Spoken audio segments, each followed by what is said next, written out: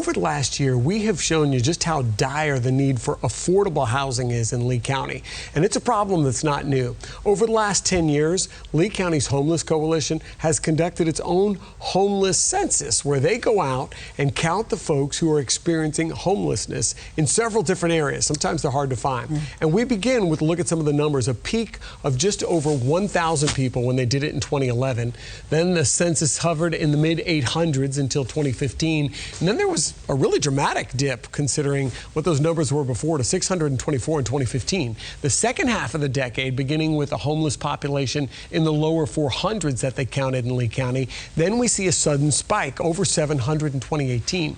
A sharp drop to 372, and then the 2019 recorded 444 people struggling with homelessness. Well, the coalition tells us that it's important to note that while these numbers reflect the people they've physically seen and spoken to out in the field, they also know that there are many other people struggling with homelessness that they will have missed. And take last year, for example. In 2020, they physically counted 444. But using data gathered from other county agencies that also serve the homeless, they were able to determine that there were actually about 2,700 homeless people living in the county last year. And if you're wondering how we could even begin to house all of them, don't worry. Lee County actually has a program to help with that. It's called the Rapid Rehousing Program. But as Fox 4's Rochelle Aline shows us, a lack of participation is slowing that program down.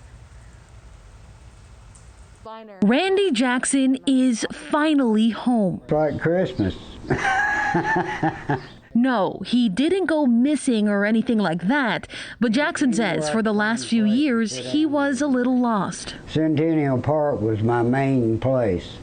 I used to sit around the fountain, well, until they closed it. After losing his job in 2016 and a 2-year stint in rehab, in 2018 he found himself without a home. I had a tough road to travel, sleeping on the concrete, sleeping in the weeds, you know, guarding my stuff. Fast forward to March of 2021, when he says a Fort Myers police officer told him about Lee County's Rapid Rehousing Program. And a month after that, he was home. I got my own room, my own closet, my own bed, my own TV.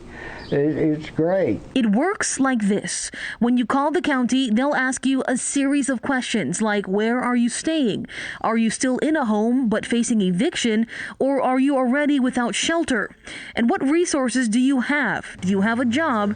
Or do you receive public assistance? And so on. You'll then be connected with a case manager who, based on your answers to those questions, will have a better idea about where they can help to place you. That's the premise of the program, being able to look for and identify units that are habitable, but making sure that they're below the market rate to make them affordable for the program and the individual. If needed, the county will also help pay your deposits and your rent for up to a year. But the county says you'll need to work with them to eventually wean off that assistance and find sustainable ways to make ends meet. They have to put together a plan, and the plan puts them on the pathway of sustainable housing. It's work that Jackson says people have got to be willing to put in. You have to do your part.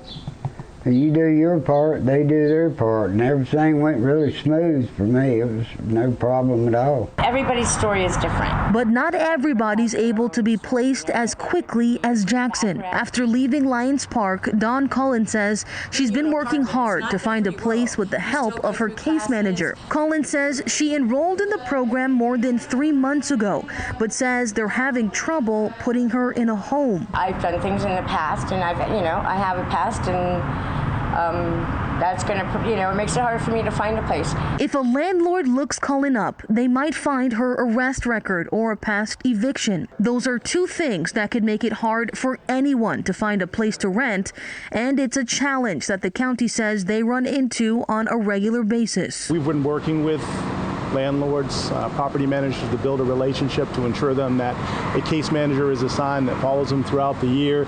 There's some assurance that someone else is there helping them become successful and make good decisions.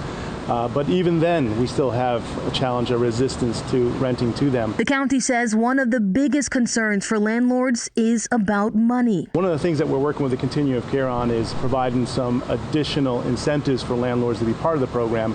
doubling or tripling up the security deposit, those type of approaches, so that we can garner more of their trust and faith that the program will work for these individuals. And another concern is rooted in stigma about people who have experienced homelessness or who have an eviction or past. We asked Maura if some landlords question these folks' character or fear that they won't take good care of the rented space because of those factors. He told us that sometimes that's the case and added that the key to overcoming that hurdle is through relationship. It is a constant communication and letting them know and educating them about the program so that we can build their confidence that, they'd want to jump in and help out in this particular cases. A participating landlord tells Fox 4 it's a stigma he hopes others can overcome. You get some bad eggs, but on whole, if you do your homework and you're good with them and you give them a decent place to live, they'll be great tenants. Larry Twinney has helped rehouse more than 20 people over the last year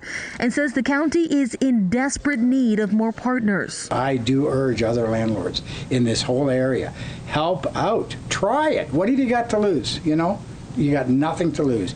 Give it a try. In the meantime, Cullen has joined the list of the more than 300 people currently in the program that are still waiting for a landlord to give them a chance. It could be your sister, your mother, anyone.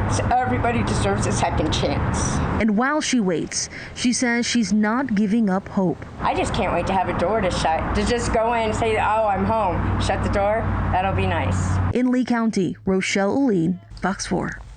Now, if you're someone who needs housing or maybe you want to help house people through this program, Rochelle did a previous story that explains exactly how you can sign up on either end of the program, giving or receiving. Just go to fox4now.com or find it on Rochelle's Facebook page. Just look for Rochelle Oline Fox 4.